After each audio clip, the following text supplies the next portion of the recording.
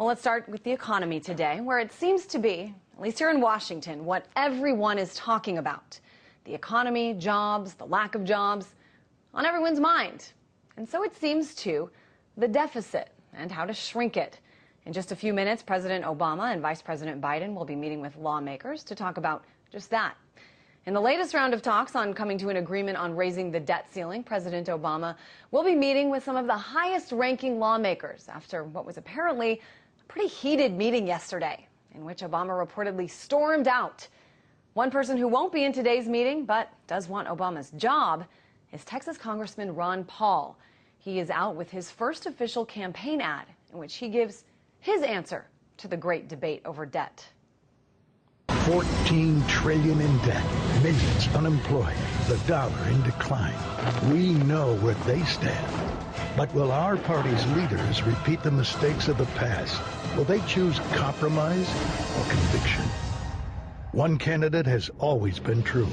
Ron Paul. Cut spending, balance the budget, no deals. No deals. Ron Paul has said no repeatedly to the question of raising the debt ceiling. He and many others have raised the question, is this necessary? Some even asking, is this all simply a scare tactic into making some significant changes into the way this government spends its money? Well, to talk more about that, I've got L. Randall Wray in Annandale, New York. He is a professor of economics at the University of Missouri at Kansas City. Well, let's talk about this. I know that you argue that, in fact, this notion of a shock doctrine. You wrote that President Obama has joined forces with Republicans who want to use the debt limit to remove the last vestiges of FDR's New Deal, the last of the Rooseveltian-inspired programs, Social Security, Medicare, and Medicaid. And you say it's up to Obama to kill those. So talk about this. I mean, are we in the midst of a crisis, as everyone says we are? Well, we're in a created crisis, but it's a political crisis. It's not an economic crisis. The sovereign government does not face a solvency constraint. If it does default on debt, it will be a political decision. It's not going to be something that is forced by markets. So you think that this is perhaps just an excuse by the forces out there to try to get rid of some of these New Deal, Social Security, Medicare, Medicaid? Yeah, unfortunately, I think that the Democrats have helped to create this crisis. And as I said, only a Democratic president really can kill New Deal programs. President Clinton was the one who destroyed the regulation of the financial sector that was put in place in the aftermath of the 1930s Great Depression. That had protected the economy and prevented another financial crash on the scale of the 1929 crash up until the current crisis. And we had deregulated, desupervised financial institutions. Basically, we let them repeat what they had done back in 1929 that caused the crisis. So now it's up to Obama to get rid of the final vestiges of the New Deal, which are the social safety net that is protecting the population. I want to talk more about a heated exchange that took place yesterday between Texas Congressman Ron Paul and Fed Chairman Ben Bernanke over the actions both Congress and the Fed have taken to deal with some of these problems that we've seen over the last 3 years. I want to show you a little bit of that exchange in what seems to be two very different interpretations of what's going on. Okay. The $5.1 trillion didn't go to the consumers. It went to buying bad assets. It went to bailing out banks. It went to bailing out big companies. And lo and behold, the consumer didn't end up getting this. They lost their job, and they lost their houses and mortgages, and they're still in trouble. You're mistaken in saying that the Federal Reserve has spent any money. You say $5 trillion. We have lent money.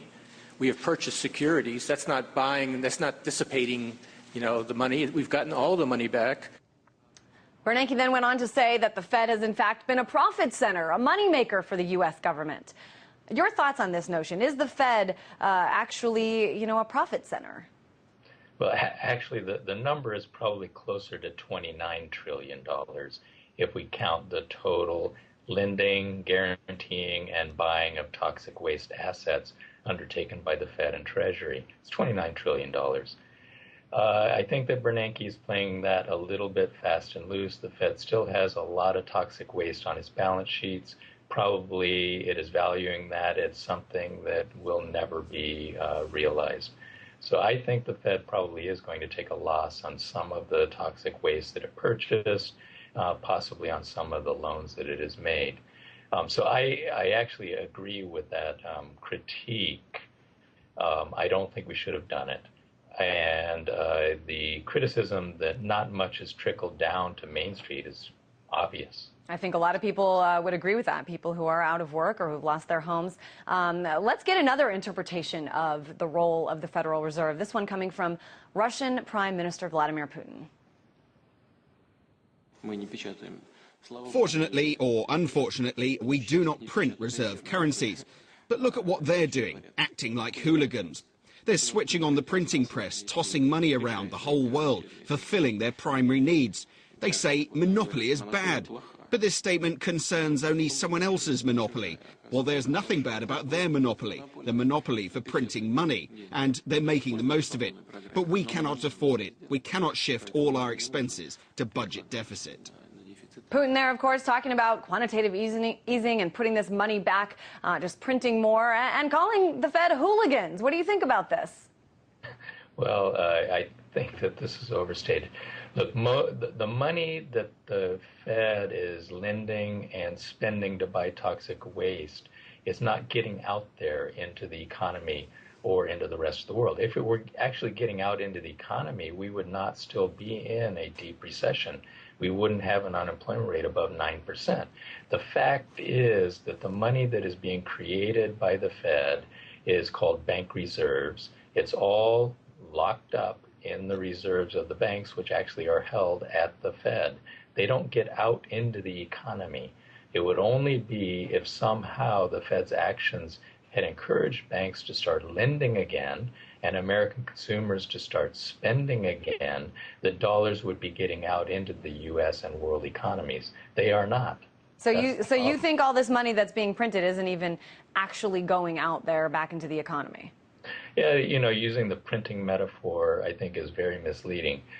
As Bernanke said, these are just keystrokes. All the Fed is doing when it buys, let's say, toxic waste from a bank, all it does is it credits the bank's asset, which is a reserve at the Fed, and the Fed's, that is the Fed's liability. The Fed takes the toxic waste as its asset. No money leaves the banking system. All right, L. Randall Wray, professor of economics at the University of Missouri, Kansas City.